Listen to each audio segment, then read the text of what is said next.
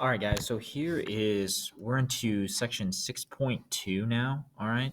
And this is going to be properties of kites and trapezoids. Okay. Kites and trapezoids. So the first thing we're going to talk about is a kite.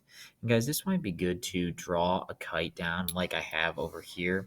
Um, where we have this kite A, B, C, D, okay? And it just looks like a kite that you fly as a kid or something like that, okay?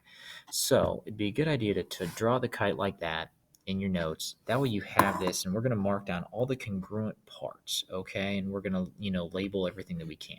So the first thing is the congruent sides in a kite, okay? So the congruent sides in a kite are going to be, and I mean, they obviously they look congruent, so that helps us out. But we have two pairs of congruent, and they call it adjacent, just meaning next to. Okay, so we mean AB is congruent to BC, CD is congruent to AD. Okay, so those are our congruent sides. Okay, now the next thing is we have that the diagonals would be A to C and B to D. So the diagonals are going to be perpendicular bisectors. Okay, so the first part is they're perpendicular. Okay, meaning they're gonna form a right angle. So right there we have that box. We have a right angle, guys. With that, we're gonna have a right angle everywhere. Right there. Okay, so those diagonals kind of form one, two, three, four different triangles. Okay, all four of those triangles are right triangles, okay? So just want you guys to be aware of that. So we're going to use that information to solve problems with us later. And then lastly, the whole perpendicular bisector part comes into play. And for that, we are going to have that A to X is congruent to X to C, okay? So where the diagonals meet that point, we're saying that AX is congruent to XC. So guys, in the picture in your notes, it would be good to have the congruent parts and then a right angle there where the diagonals intersect to show that um, they are perpendicular, and then also they bisect that shorter diagonal. So that is the properties of a kite. So what we're going to use with this here, let me pull up some examples. All right, guys, so this is a Math Excel question, and you're going to see problems like this in Math Excel. So for this one, what they give you is that we have that measure is 18 right there, and they want you to find the measure of angle 1 and the measure of angle 2, okay? Now, for this, we know that the measure of angle 1 is at the intersection point of the diagonal, so that's going to be a right angle. So the measure of angle 1 is going to be 90 degrees. So the measure of angle 1 is 90 degrees. It's a right angle. Now, we're looking for the measure of angle 2. Well, I know that in that triangle, I'm going to have a right angle as well, but it doesn't give me any other angle measures. And this is where the stuff from chapter 4 comes into play, okay? Because in chapter 4, we all learned about triangle congruency. Now, if I have this triangle, okay, that is here, okay, right there, that triangle, right there, and then I also have this triangle right here, we know that they're both right triangles, okay? So I'm going to call it the red one that's on the bottom and the purple one that's on the top, okay? We know that they're both right triangles because they're going to have this right angle right here and right here. Now, in those right triangles, this is marked because it's a kite. So we're going to have that those two sides are congruent. Now, that side in both triangles is the hypotenuse. Well, if you look at both of those triangles, they're also going to share a common side. And the common side they share is right there in the middle. Okay? So, since we have that both hypotenuses are congruent and we have that one other side in the right triangle is congruent, we know that those two triangles, the red one and the purple one, would be congruent by HL. And since we know that they're both congruent by HL, then we know that all parts of both of those triangles are congruent. from CPCTC. Okay, so what we know, what we've kind of just proven, is that if that angle is 18, then I also know that this angle right here is going to be 18 as well. So if I kind of draw that a little bit bigger, so that top angle was 18, so I know this angle is 18. I'm looking for the measure of angle 2, and I know this is a right angle. So now all I have to do is just do 90 plus 18, okay? And that's going to give me 108. And then I do 180 minus 108, and that would give me 72. So that is going to be the measure of angle 2 is 72 degrees.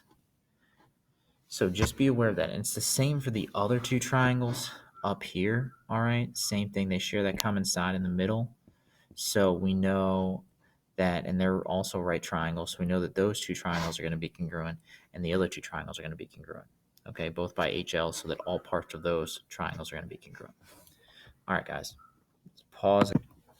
All right, guys. So in the next part is trapezoid. So in a trapezoid, I have the parts labeled. The two bases, all right, are the parallel sides. So we have a trapezoid. Just any old trapezoid is made up of a set of parallel lines, all right? So we have the two bases are the parallel lines, and the other two sides are called the legs, all right? So we have base, we have legs, and then what we know in just any old trapezoid is that, and this is from parallel lines cut by a transversal, like if this is my transversal, that leg, and I have my two bases here, all right, then this angle and this angle, those are same side interior angles, so I know that those are going to be supplementary.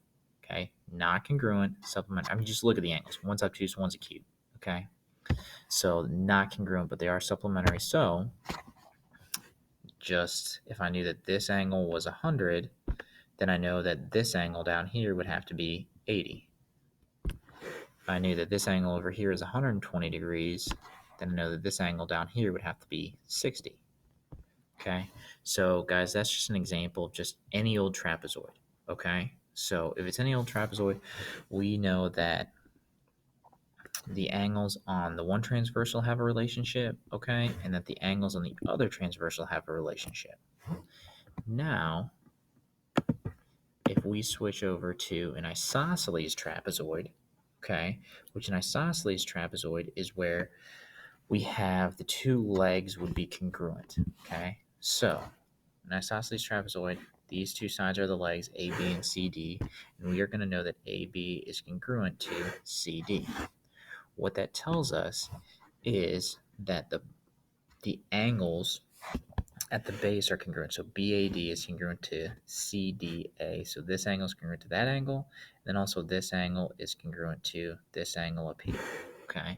So regular trapezoid, that wouldn't be the case. Isosceles trapezoid, because we have the two legs are congruent, then we know that those angles are also going to be congruent. So guys, I have a little slider here. And if you just, any way I move this, it just shows you that those angles are going to be congruent if the sides are congruent, okay? I can move the top base there, angles are congruent, okay? Wherever I move it, they stay the same, all right? All right, so the last part that I want to talk about in 6.2 is the trapezoid mid-segment theorem, okay? And we've talked about mid-segments in triangles, but for this one, this is going to be a mid-segment as a trapezoid.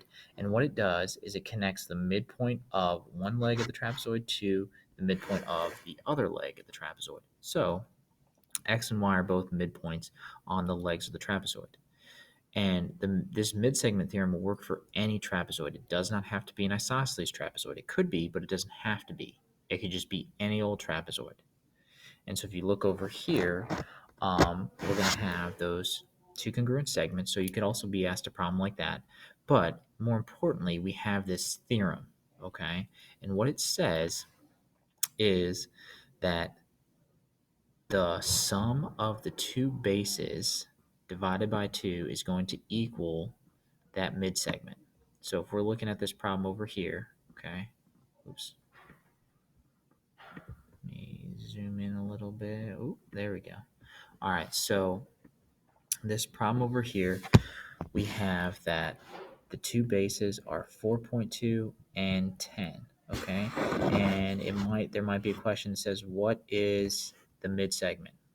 All you have to do is you add up the two bases and you divide it by 2. So basically it's the average of the two bases. You would do 4.2 plus 10, okay? And then you're going to divide that by 2. And that would give you what xy is. So if I do 4.2 plus 10, that's going to give me 14.2. And then I'm going to divide that by 2, and that would give me 7.1, and that is